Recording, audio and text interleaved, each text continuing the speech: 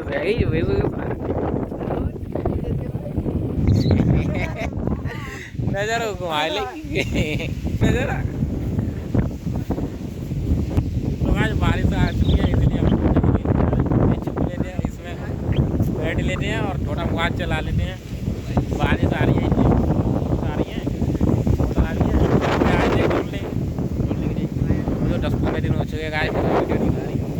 ऐसा था भाई तबीयत खराब थी इस चक्कर में, तो आज ढूंढने के लिए आज वीडियो बना लेते हैं। बहुत टाइम हो गया, आपको दिखाता हूँ। बहुत दूर जाने थे, क्या करें जब बादल सड़क पे खड़ा।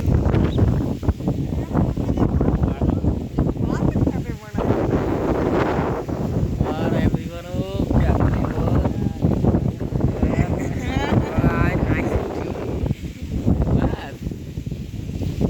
लोग आज चलते हैं और आपको आगे ही खबर देते रहेंगे। चैनल में सब्सक्राइब वीडियो लाइक जरूर देना, आप करते नहीं हो और वीडियो को देखना चाहिए, करते करो प्लीज़।